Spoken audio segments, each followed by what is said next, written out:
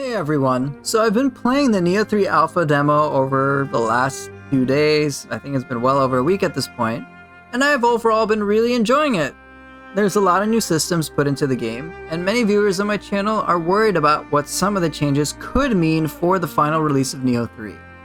So in this video, I'm going to give you my honest impressions about the many mechanics, many new changes that I see, and what my audience has talked about. I'm not going to focus on everything in great detail, but I will certainly focus on what I consider to be the most important things for me. Particularly, anything to do with combat. Everything else is largely secondary to me. And I have a few goals with this video.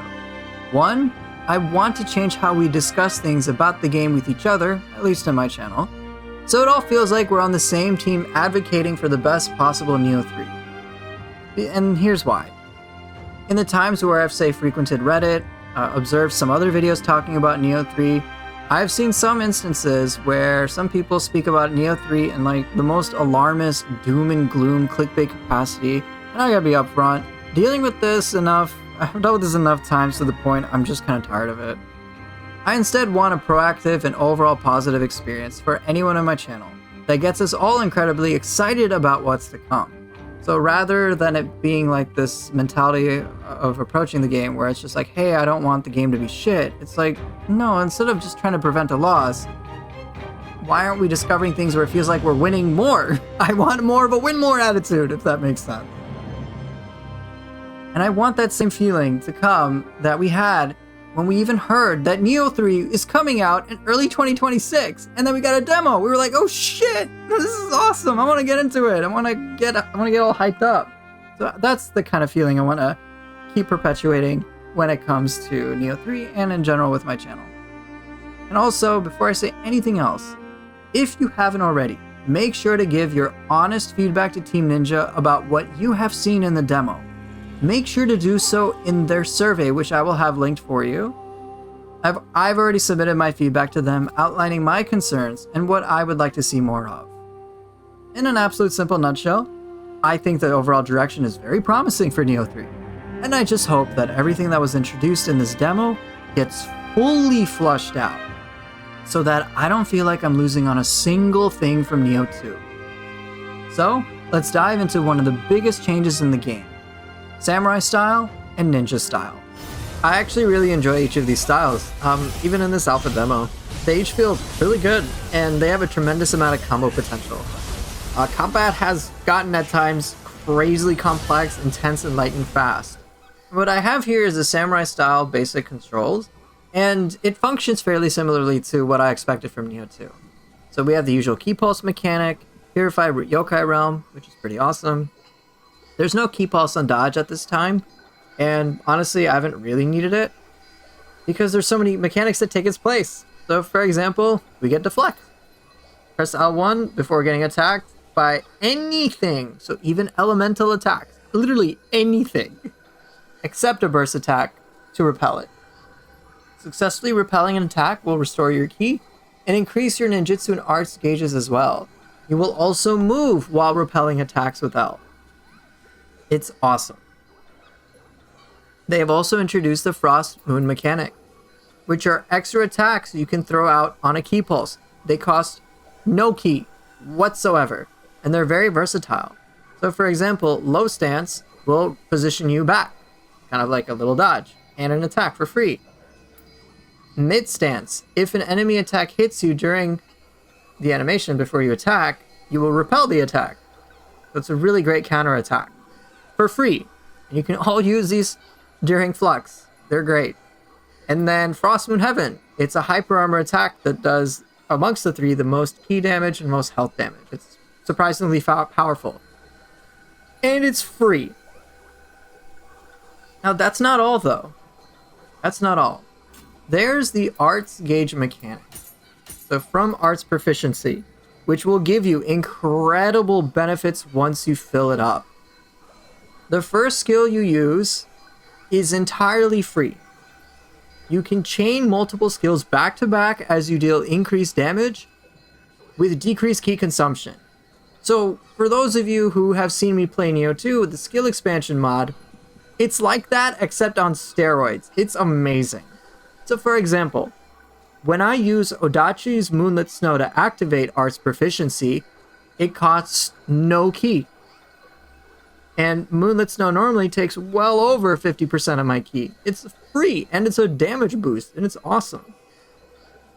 So seeing stuff like this gets me incredibly excited to imagine just how much power we can really have as players and how many creative, powerful options we can have non-stop. So I cannot wait to play around with the hundreds of possible creative possibilities. So that's it for Samurai style. Now when it comes to Ninja style, that is much less familiar to the player base, myself included. And it has been the subject of a lot of debates. I personally welcome the addition, and I think there's a ton of potential to make combat in Nioh 3 incredibly rewarding. So melee weapon-wise, there's no indication there will be something like stances, but here's what I do know. It is incredibly fast. It is not only incredibly fast, you can use all sorts of ninjutsu to have the most varied combos possible. You do more damage when you attack from behind.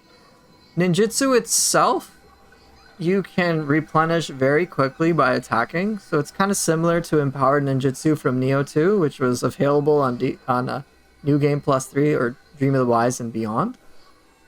Now, there is no ki pulse. They have a Misc mechanic, which allows you to replenish your ki, just reposition. A replenishing ki works differently. In this game, what you want to do to get your ki back for ninja style is just to evade. Evade functions similar to deflect. You dodge things, you get your ki back, and you get extra iframes. And you can keep dodge spamming over and over again on those crazy rapid fire attacks that sometimes enemies can throw out. So you can get your ki back remarkably quickly. And as for what it says in the tooltip about like Mist, for example, using Mist after an attack will cause you to quickly turn your body evading the enemy. However, unlike ki pulses, Mist cannot recover ki or perform purification. I'm just going to show you how little of a concern this became to me, because they provided a whole skill management system to really customize what we want for each of these styles. So for example, I extended dodge distance. I increased frames, which is nice. Increase iframes. And then look, performing Mist will purify it. So who knows? Maybe they will add an option for ki pulse. I can't say. But there's a lot of customization options that they've had for both ninja style, for samurai style. For example, here you get the ki pulse on block. Like, this isn't limited to ultimate strength anymore.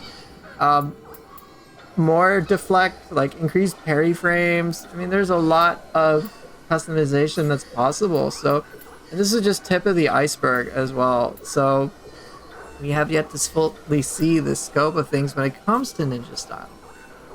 And for me, ultimately, I am starting to really enjoy these differences. It is great for me to play around with 3 different types of jutsu. So you can see you've got Shuriken here. I've got Pheasant Leap to help me jump up. Cicada Shell, which is quite literally a teleport behind an enemy pretty much no matter how far they are if they're about to hit you. And this is just tip of the iceberg. So who knows what we can mess around with. There's a footstool jump. There's mid-air dodge. It's awesome. And that doesn't even account for all the aerial attacks from each of the weapons. Aerial combat is such an amazing component of this, and I enjoy it fundamentally. Now, while I do have lots of praise for both of these styles, like many of you, I did have some concerns. So, for example, just based on the demo, it's not very clear whether weapon play is going to feel as robust as samurai styles. So, for example, Talons here. If we compare it to Fists from Nioh 2, this feels very watered down. Like, I don't have many, like, okay, sure, I can fill this up, but, like, Nioh 2 Fists had high stance, mid stance, and low stance, and gameplay was just off the charts. Even if I flip over to Samurai style for, say, the Odachi, this is quite extensive. It appears extensive, at least, and we already know it's gonna feel extensive. It's pretty cool. And the same principle for the other weapons applies for ninja style. So we've got dual ninja swords. It doesn't feel like much. Kusarigama, even then, it doesn't feel like much. And then we can see like, hey, Whirlwind got ported over. Leaping Strike got ported over. Some moves got ported over. So it can lead to that concern like, hey, are weapons going to be gimped? And so, but from experience, especially with past alpha demos, we're just getting a small taste of what to expect from Nioh 3. In fact, in the Nioh 2 alpha demo, there actually was no Shiftling tree. So if you see how this is bare bones, it was back in the Nioh 2 alpha, they had sword, Odachi spears, and then like hatchets. And then they had samurai skills, ninjutsu, and Onmyo magic. So there was no Shiftling tree. I mean, could you imagine what Nioh 2 would have been like without things like burst counter? Without the entirety of the Shiftling tree? Just gone. So if you need, definitely take a look at Nioh 2's alpha demo footage to just see how bare bones that was. Now, from what I have discovered through my out of bounds kind of journey, and I have a video for that if you want to check it out, I've discovered 5 different weapons. So aside from what we have, sword, spear, and Odachi, I was able to find fists, dual swords, and axe for the samurai. So that felt pretty good. And we got to see the full scope of things in there. For ninja style, I discovered tonfa and hatchets. And then they had some placeholder thing for split staff. I didn't find anything for switchglaive, but I would be surprised if they didn't put that in the game. And from other recent footage, whether it was the announcement trailer or what we've seen on some Twitter things, there already is a samurai sword style we know about, but there was like a reverse grip ninja sword style as well. So all of this leads me to believe that we're gonna get weapons for each style and have it feel very fitting and very robust. From experience with Team Ninja, I imagine that Nioh 3 weapons are gonna feel fucking amazing. One other thing. I'm personally okay with a little segmentation of various Nioh 2 weapon skills. It's like, for me, having Water Sword here, having... Let's see, where's Beyond Infinity? Having Beyond Infinity here is honestly okay. Because now, with me finding fists for Samurai style, going from Beyond Infinity in Ninja style to Limitless in Samurai style is 100% a thing. No mods required. And that's just tip of the iceberg too. Here's what I'm imagining. I'm imagining Talons feels really complete, and so does Fists. And then I could come up with the absolute craziest combos mixing those two together. Words cannot express just how amazing that would be. And if you'd like to see some top-notch examples of weapon synergy from the demo alone, check out the videos that I'll have linked from White Goat and OLTO. Speaking of bosses, let's talk about enemy quality. Now, the first thing that I'm going to do when I'm evaluating these enemies is I'm going to compare them to Dream of the Samurai enemies for Nioh 2. And in case you don't remember what that is, that's basically just the first new game cycle. Overall, for me in this alpha demo, the enemies that were introduced were great additions, and some of them can be outright terrifying, such as the Blood Edge Demon. And with all the powerful tools that we get, I am frankly a little scared of just how Team Ninja will compensate to keep the combat challenging. And I have confidence that they'll make the difficulty feel like a worthy challenge. I mean, can you imagine enemies like Itsumare being tailored to account for all the extra mechanics in Nioh 3? Jeez. I think Blood Edge Demon gives us a good indication of what we can expect in the future. Now, a lot of the lesser yokai are a warm welcome. Some of them are irritating, but they're designed, I think, pretty well. And there are some yokai that can feel very familiar coming from Nioh 2, but are given some new, unique attack strings to keep things fresh. And this is just the start. I cannot wait to see what they add in over the development cycle as they fine-tune certain enemies so that fights feel good. Oh yeah, the Gaki Chief can go die in a fire. That is all I will say about that. Speaking of yokai, there's a big shift in soul cores in Nioh 3. There's a new system involving the Onmyo box. Now you have some choices. You can either put things in the yang position or in the yin position. Put it simply, you can either use it to summon the yokai to fight alongside you, or you can turn it into jutsu to be used. Now, this is a big change, because coming from Nioh 2, we are so used to using yokai abilities. And to be honest, I'm actually okay with this change, because we get the same general concept when it comes to Guardian Spirit skills. Let me show that. Right, we get Guardian Spirit skills, which we can use in place of that. And instead of, say, the anima that we're used to from Nioh 2, we can instead work with Spirit Force. It more or less functions the same. These Guardian Spirit skills, as you can see right here, can also be used to shut down burst attacks. And it's not just limited to Style Shift. Which, oh yeah, quick mention, Style Shift costs nothing.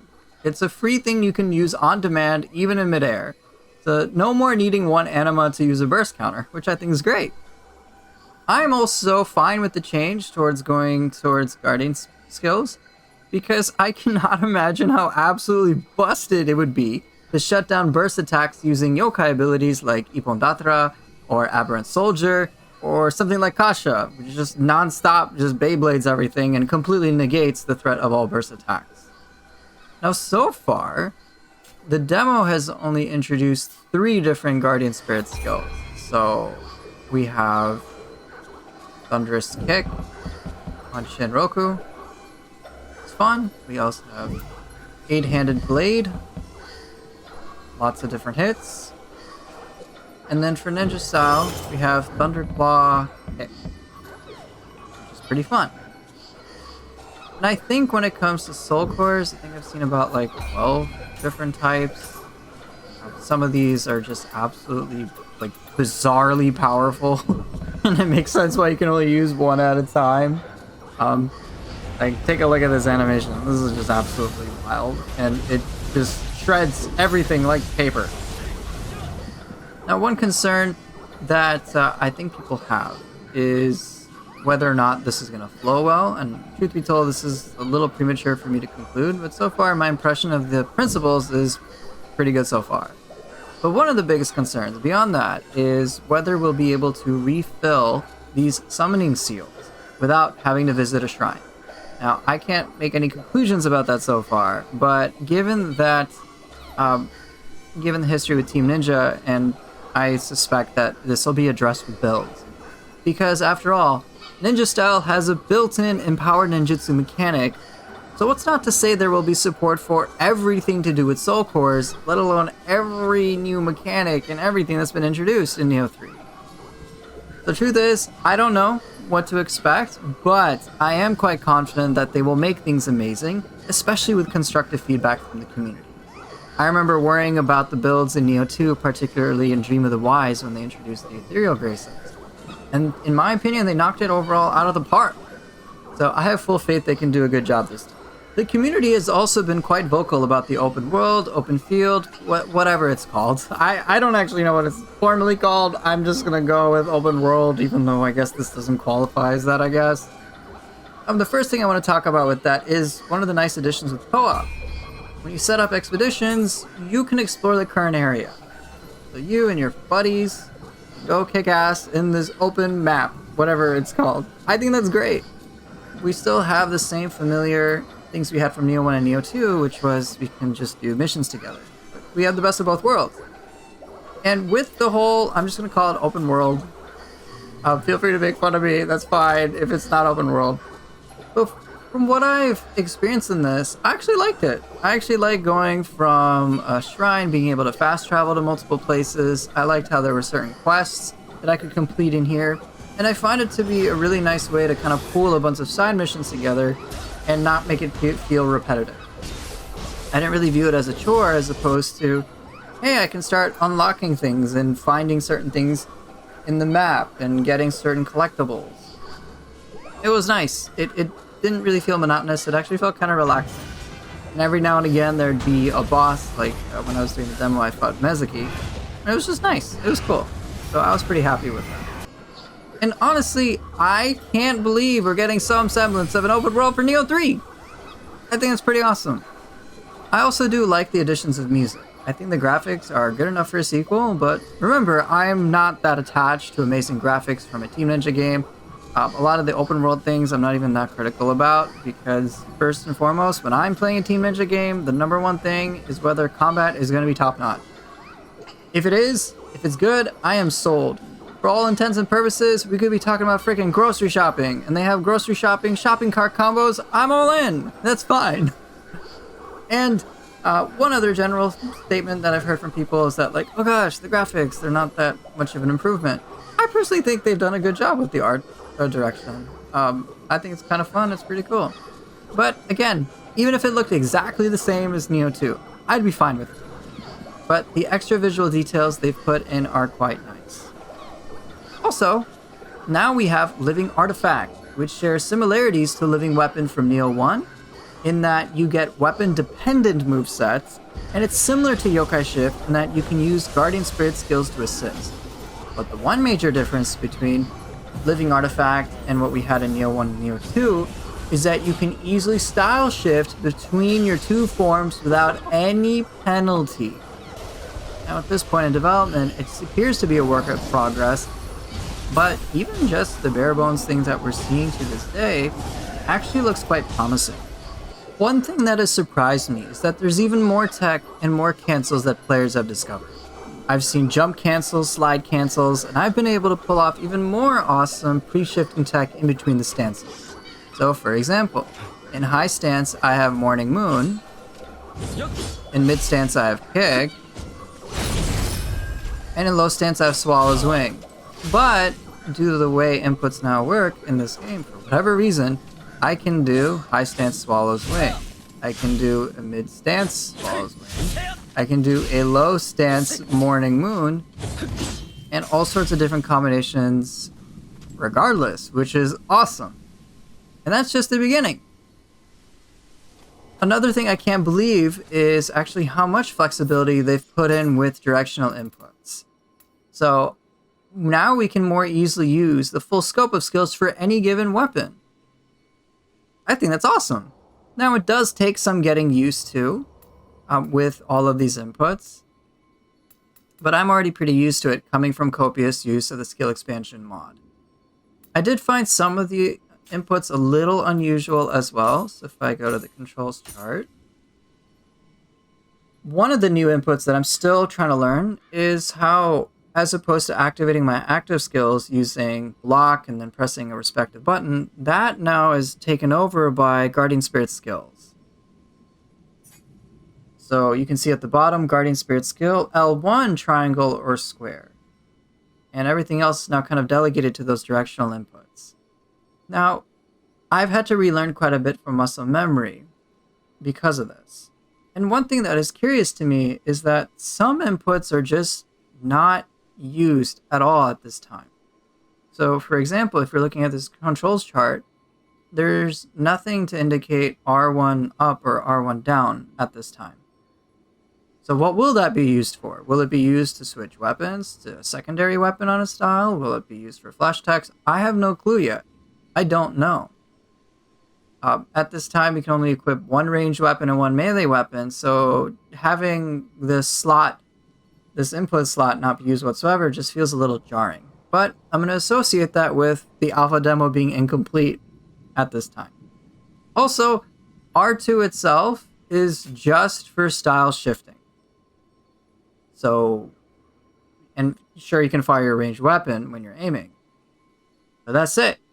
So it makes me wonder, what else could we get?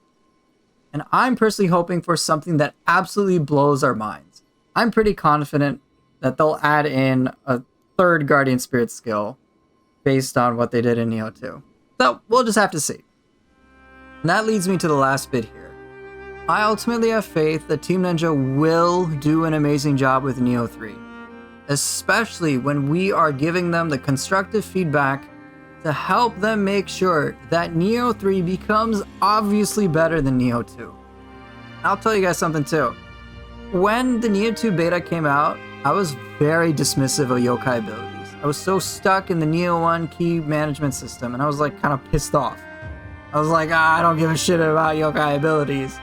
Which, if you've been watching my channel at all, you know is fucking hilarious, because to me, yokai abilities are what made Nioh 2 so much more enjoyable than Nioh 1 ever was. And so, with Nioh 3's alpha, I opted to go all in towards understanding and getting good with the new mechanics. And because I've been doing that, I've had so much fun. And this is just an alpha. I was just last checking how much time I've spent in this demo, which I think takes like 7 to 8 hours at most to complete. Maybe 10 if you're taking it super chill. I've spent over 40 hours on a demo, dude. That's crazy. So I'm definitely happy with what I've played with so far. And assuming their demo release cycle is consistent with what it was in Nioh 2, I cannot wait to mess around with a Nioh 3 beta. That is where we will get a much better idea of what the final release will be like. And assuming the Nioh 3 cycle for release functions similarly to Nioh 2, then I can't wait for the full game, the DLCs, the insane builds and creativity and combo-based gameplay that will be possible, the amazing new skills, the absolutely batshit intense enemies that feel overtuned at first, and then we get good and learn how to master them. Gosh, there's so much more I can't wait for. I feel like a kid at a candy shop. So for all that reasons, I am very much excited for what's to come in the future, and I hope you guys are too.